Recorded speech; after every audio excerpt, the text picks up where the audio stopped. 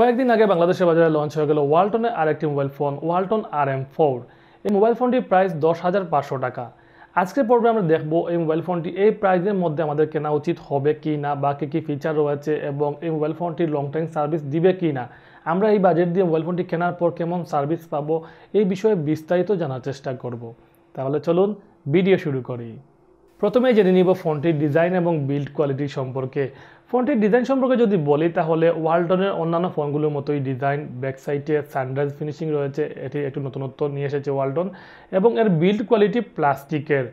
ফোনটির ব্যাক সাইডে রয়েছে triple camera setup, fingerprint sensor.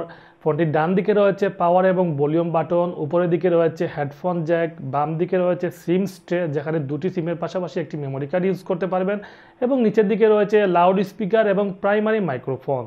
ফোনটির অন্যান্য দিক ঘুরে ফিরে দেখার পর সামনে আসলেই পেয়ে যাবেন 6.5 ইঞ্চির একটি ওয়াটার ড্রপ HD+ ডিসপ্লে, যার রেজলিউশন 720x1660 পিক্সেল।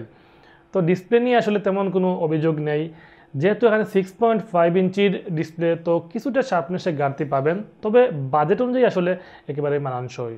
ফোনটির চিপসেট নিয়ে যদি বলি তাহলে এতে পেয়ে যাচ্ছেন MediaTek Helio A25 এর একটি চিপসেট, যার ম্যাক্সিমাম ক্লক স্পিড 1.8 GHz, এবং সাথে পেয়ে যাচ্ছেন 4GB RAM, 64GB internal memory.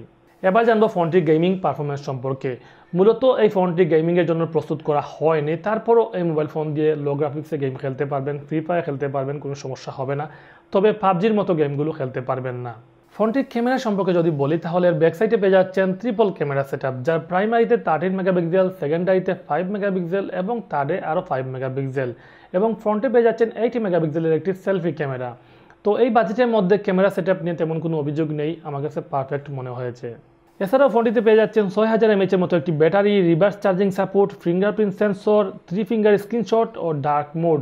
সংক্ষেপে জানিয়ে দিলাম মোবাইল ফোনটির ফিচার সম্পর্কে। এবার আমার মতামতের পালা।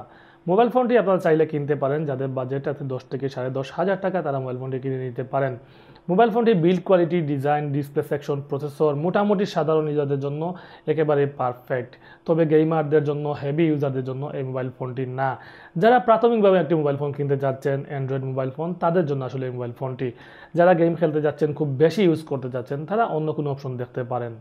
তো ভিউয়ার্স, এই ছিল আজকের ভিডিও। যদি ভিডিওটি ভালো লেগে থাকে তাহলে অবশ্যই চ্যানেলটি সাবস্ক্রাইব করবেন, লাইক কমেন্ট করে পাশে থাকবেন। ধন্যবাদ সবাইকে।